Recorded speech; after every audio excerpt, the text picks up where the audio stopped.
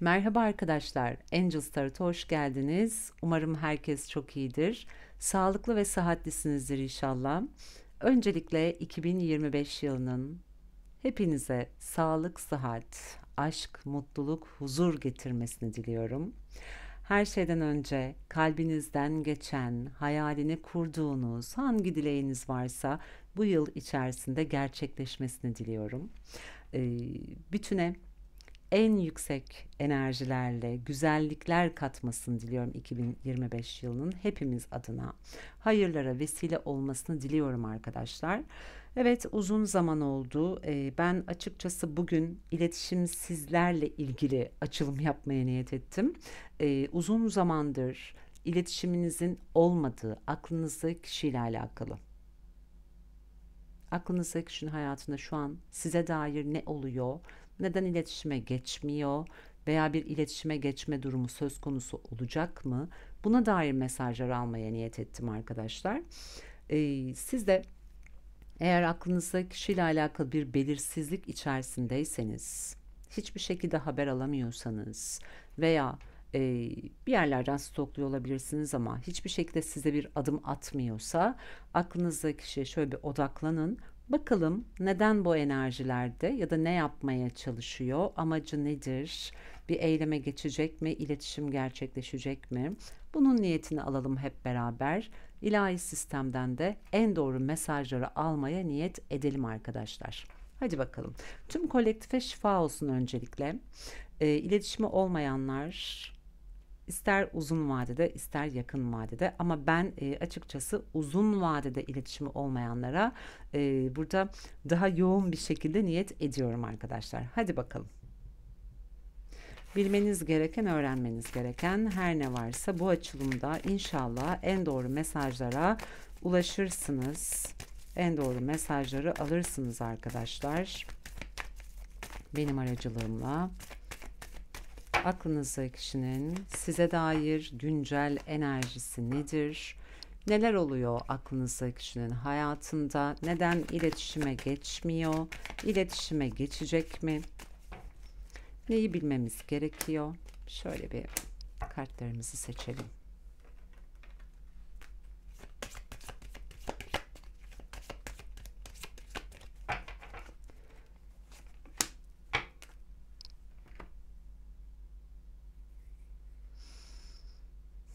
Bir tane de, yok, iki tane alalım enerji kartlarından.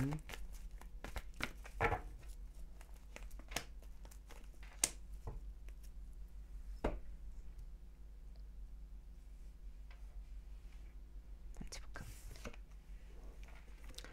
Bataklığın ruhu geldi. Hatalardan ders almadıkça daha da dibe çöküyorsun. Kurtulmak için çırpındıkça bataklık seni daha da içine çekiyor dedi. Evet. Hala bazı şeyleri değiştiremeyen veya ruhsal anlamda olgunlaşmasını ve farkındalığını yaşayamayan bir enerji görüyorum açıkçası.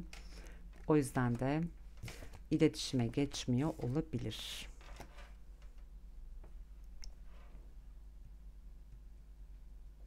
Evet arkadaşlar, yani şu an aklınızdaki kişinin çok zorlandığı, çok yorgun olduğu, kendisini ve kafasını toparlamaya çalıştığı bir süreçte olduğunu görüyorum. Özellikle bu aralar parasal iş, kariyer durumlarıyla alakalı daha stratejik bir süreçten geçiyor olabilir. Yalnız kalmaya ihtiyacı var. Belki de şu an bir ilişkiyi çok da götürebilecek bir pozisyonda olmayabilir. Ne kadar burada aşka dair enerjisi söz konusu olsa da zorlandığı bir süreçte ve büyük bir ihtimalle daha önceki hatalarını tekrarlayan bir enerji var. O yüzden de bir türlü toparlanamayan bir enerji içerisinde olduğunu da düşünüyorum. Kendisini biraz yorgun, bitkin, zorlanan, sıkışmış hissettiği bir durumda görünüyor aklınızda. Kişi para kapısını açmaya çalışıyor olabilir. Parasal bir mücadelenin içerisine girmiş olabilir. Bununla alakalı biraz daha mantık çalıştırdığı bir süreçten geçtiğini de düşünüyorum. Ama dediğim gibi duygusal enerjisi de var. Aynı zamanda belki de her ikisini aynı anda götürme noktasında da zorlanıyor olabilir aklınızdaki kişi. O yüzden de hatalarından ders alamayan ve burada doğru şekilde davranamayan bir enerji içerisinde olduğunu da söyleyebilirim. Siz belki geçmiş hatalarından ders almıştır diye düşünüyor olabilirsiniz ama benim gördüğüm kadarıyla hala aynı hataları yapan bir enerji söz konusu görünüyor burada. Hadi bakalım. Neler oluyor aklınızda kişinin cephesinde?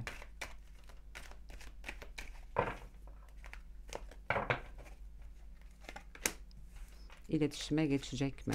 Veya bir adım atılacak mı?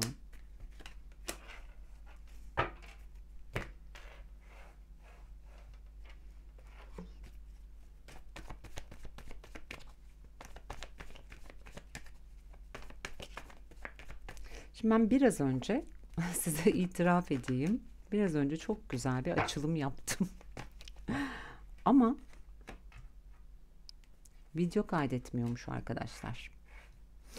Tam açılımın yarısında şöyle bir baktım, video kaydetmemiş.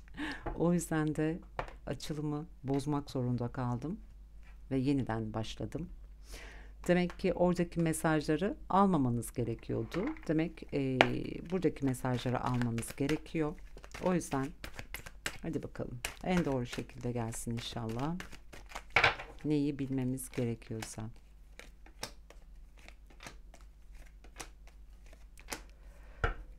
Bu arada kendi tarot destem arkadaşlar, duygu okuma kartları. Eğer siz de sahip olmak isterseniz Instagram hesabımdan ulaşabilirsiniz.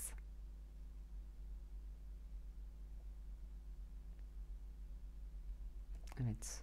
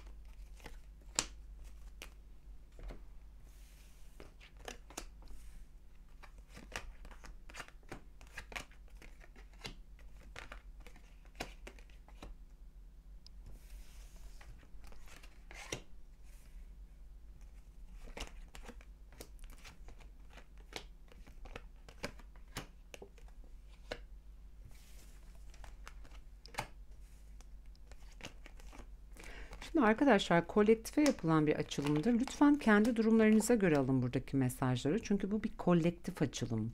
Burada birçok kişinin enerjisi var. Enerjinin çoğunluğuna göre gelir buradaki kartlar.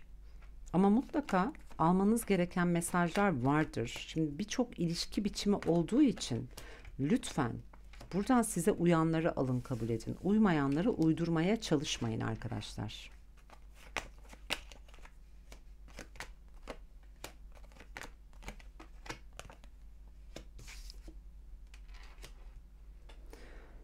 Yani şimdi kartlara baktığımda aklınızdaki şey, evet, gerçekten de zorlandığı bir süreçten geçiyor.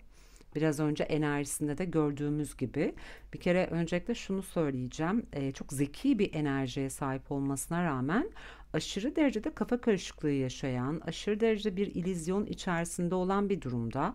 Kendi hayatında özellikle çevresindeki olumsuz enerjilerden kaynaklı çok zorlandığı bir süreçte olduğunu da düşünüyorum arkadaşlar. Evet, sizinle ilgili umudu var, hayalleri de varmış ama bu noktada zaman zaman hayal kırıklığına düştüğünü de görüyorum. Çünkü kendi hayatında özellikle şu süre zarfında çok sıkışmış kalmış, belki de mevcutta sahip olduğu bir konfor alanı veya işle alakalı bir durumu varsa burayı terk etmek zorunda kalmış olabilir, taşınmak zorunda kalmış olabilir, yer değiştirmek durumunda kalmış olabilir veya bir yurt dışına veya şehir dışına çıkmak durumunda kalmış olabilir. Ama çevresindeki olumsuz enerjiler, çekişmeler ve uyumsuzluklar onu fazlasıyla ele geçirmiş görünüyor. Çok zeki bir enerji olmasına rağmen, burada çok analitik bir zekaya sahip olmasına rağmen kendisini bir kafa karışıklığı içerisinde görüyorum açıkçası. Neyi seçeceğini, ne yönde hareket edeceğini ya da ne yapması gerektiğini şu an çok kestiremeyen bir enerji içerisinde. Dengede kalması gereken bir süreç var. Ama bunu çok sağlayamadığını ve gerçekten de önündeki zorluklara ve engellere çok fazla bu aralar takıldığını düşünüyorum. Özellikle bir ikilem, iki seçenek. Bununla alakalı belki de kendi içinde karşılaştırma, kıyaslama, yüzleşme durumları içerisinde olabilir. Ama bununla ilgili özellikle taktik geliştirmek istediğini, biraz daha stratejik davranmak istediğini de düşünüyorum.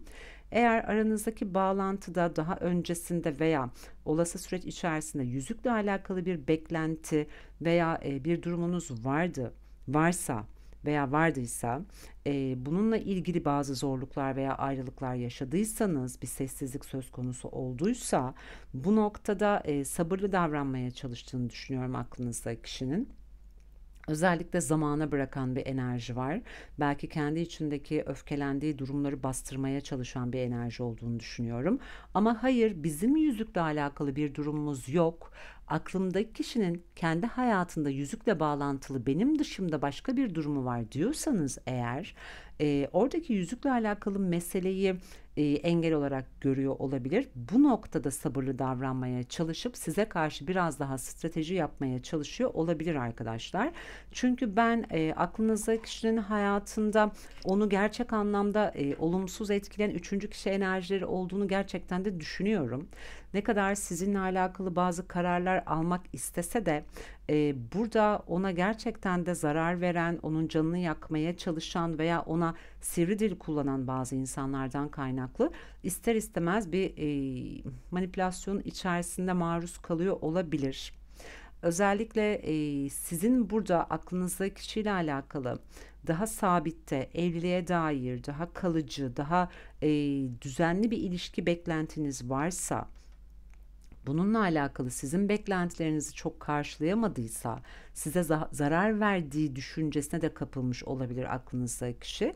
Aslında sizinle yeni bir başlangıç yapma isteği var ama bu noktada sanki zorlandığı bir süreçten geçtiği için kendi hatalarıyla da yüzleştiğini ve sizi aslında kendisini affettirmek istediğini de düşünüyorum. Şimdi biraz önce de dediğim gibi kendi durumlarınıza göre alın. Eğer aklınızdaki kişinin sizin dışınızda yüzükle bağlantılı, yani geleneksel bir durumu söz konusuysa, bir çocuğu varsa ve mevcutta bağlı kaldığı bir konfor alanı varsa, oradan çıkmakla bağlantılı, belki de çocuğuyla bağlantılı şu an zorlandığı bir süreçten geçiyor olabilir. Belki bu noktada çok sizinle aynı dili konuşamamış olabilir, birbirinizi kırmış olabilirsiniz. O yüzden de şu an sizi üzdüğü için, belki de size karşı bir hata yaptığı için aslında hem kendisine acı vermeyi sonlandırmak istiyor, hem de size kendisini affettirmek istiyor diyebilirim. Aynı zamanda aklınızdaki kişinin ben yaşamış olduğu bu olumsuz süreçle beraber kendisini tamamıyla koruma altına aldığını da düşünüyorum arkadaşlar. Çünkü ister istemez canı yanmış. İster istemez sanki hayatında bir şeyleri kaybetmek durumunda kalmış. İster istemez konfor alanını terk etmek durumunda kalmış olabilir veya terk edecek olabilir. O yüzden de biraz e, kendisini hani sanki daha fazla tehlikeden korumak adına biraz daha böyle geri çekmiş, kendi kabuğuna çekilmiş veya kendince duvarlar örmüş bir enerjiye geçmiş olabilir. Özellikle hanesinde bazı tatsızlıklar, tartışmalar aklınızdaki kişinin bakış açısından kaynaklı ortaya çıkmış olabilir.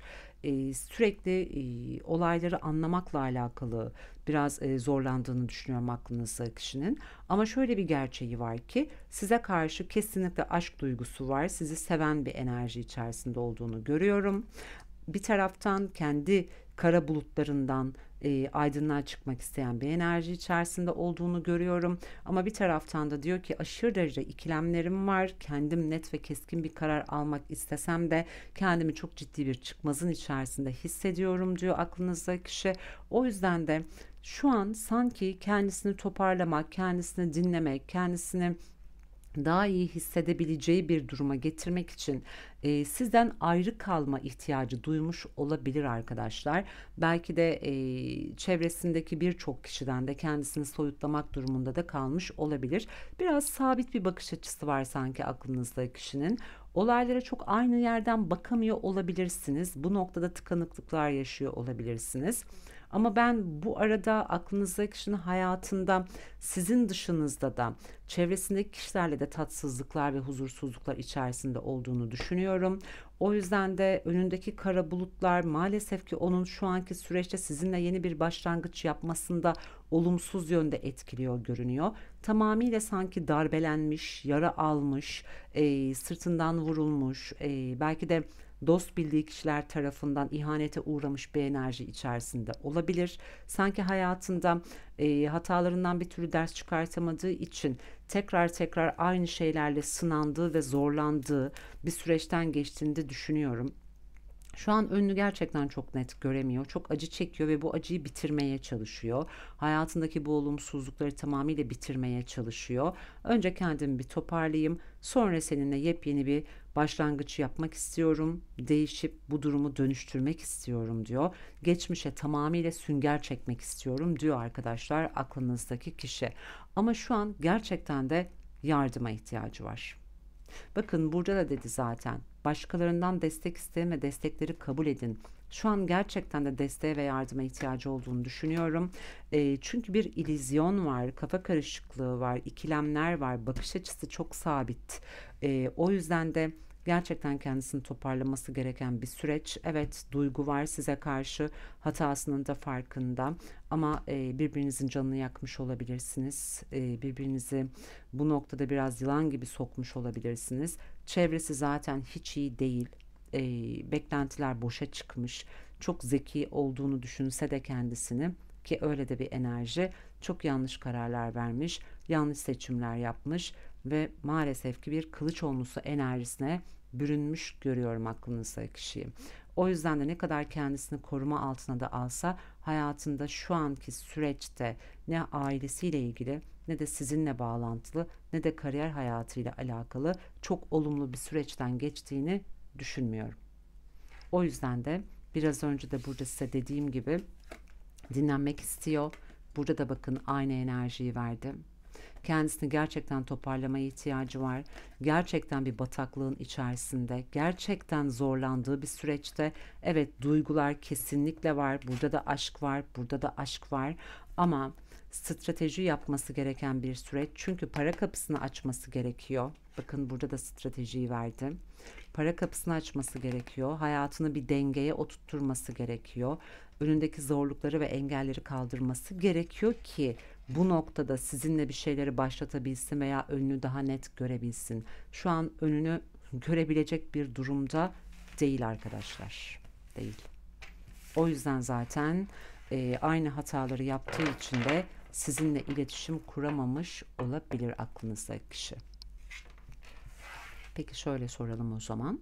Olası süreçte adım atacak mı? İletişime geçecek mi? Ya size sözler vermiş olabilir, sözlerini tutamamış olabilir.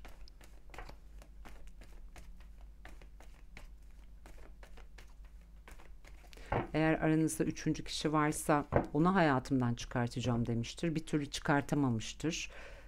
Kendi durumlarınıza göre alın arkadaşlar. Peki, olası süreç enerjilerinde somutta kararın ve eylemin ne olacak diyelim. İletişime geçecek misin? Veya tamamıyla sessiz kalıp vaz mı geçeceksin diye soralım.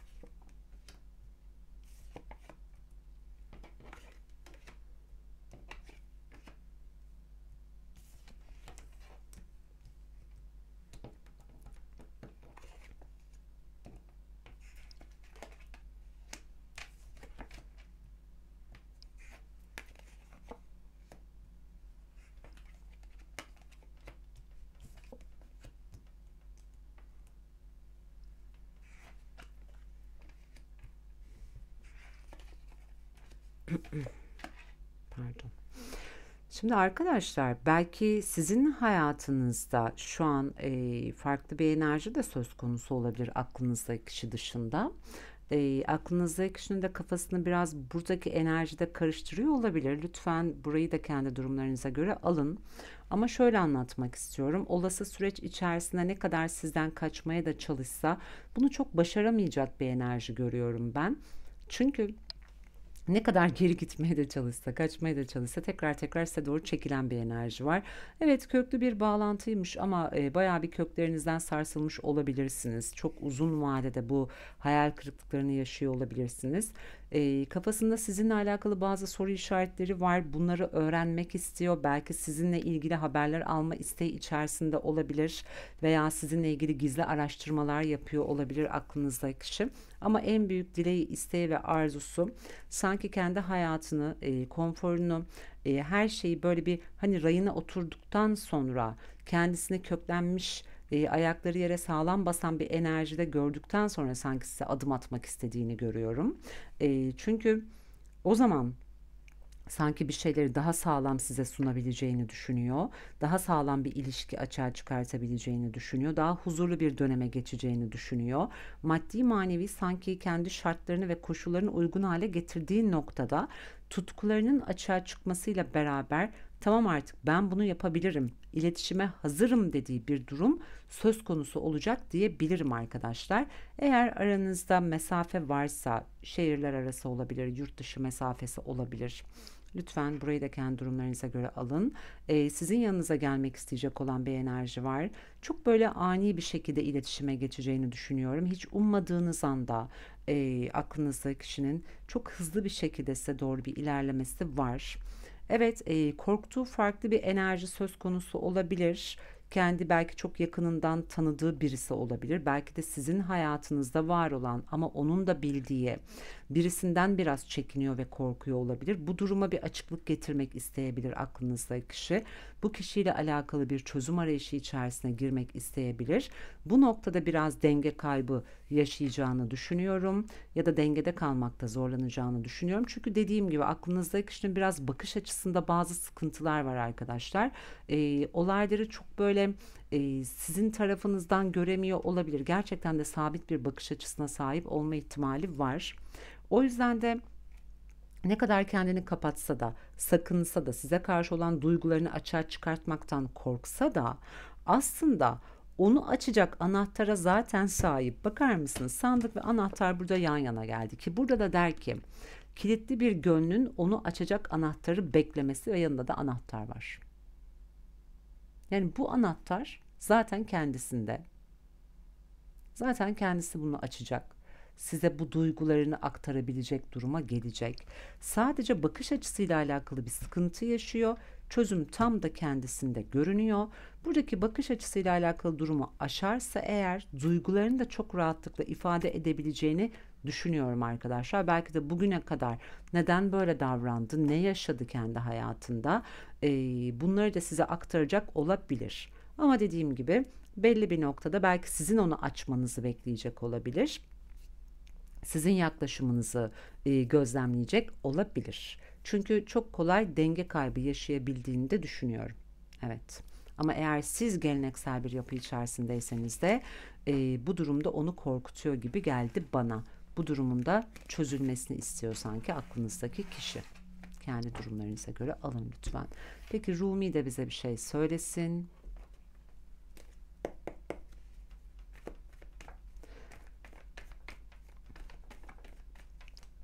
Aklınızdaki kişinin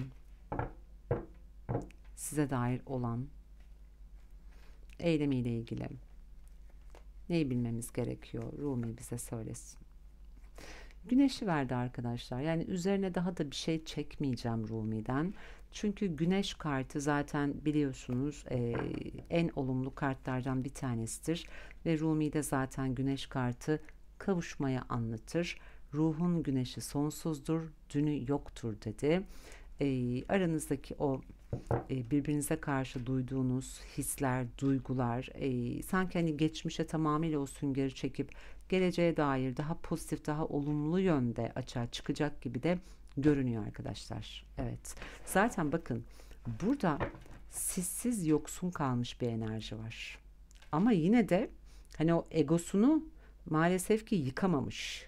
Yine de öyle bir duruşu da var. Evet, o yoksunluğu dibine kadar yaşamış her anlamda, ama yine de kendinden çok ödün vermeyen bir enerji. Ama burada çok ciddi bir şifalanma durumu söz konusu olacak görünüyor. Peki, size bir şeyler söylesin.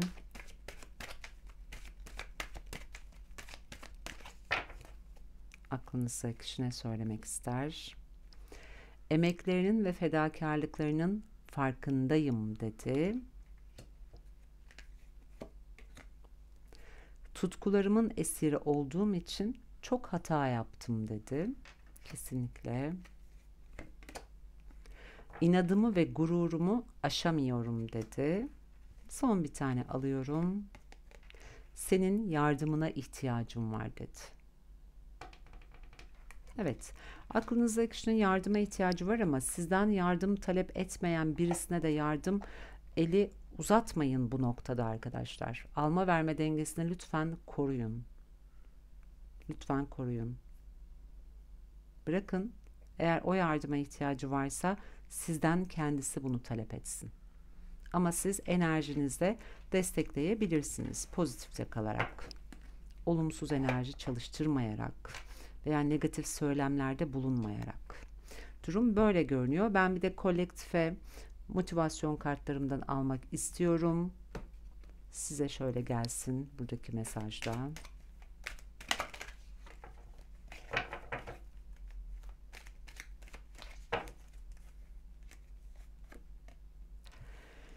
Yüzeysellikte boğulmayı bırak, yaşadığın her şey kendi seçimlerin, unutma dedi. Evet arkadaşlar. Biliyorsunuz herkes kendi seçimlerini yaşıyor. Aklınızdaki kişiyle alakalı da siz de kendi seçiminizi yaşıyorsunuz. İster ruhsal bir yolculukta olun, ister ne olursa olsun karmik bir süreçten geçin. Tamamıyla kendi seçimleriniz. O yüzden de yaşadığım bu bağlantıdan ne öğrenmem gerekiyor, hangi dersi almam gerekiyor kısmına yönelmek sizin yolunuzu daha da çok kolaylaştıracaktır arkadaşlar. Siz şifalanırsanız süreciniz şifalanır, aklınızdaki kişi de şifalanır.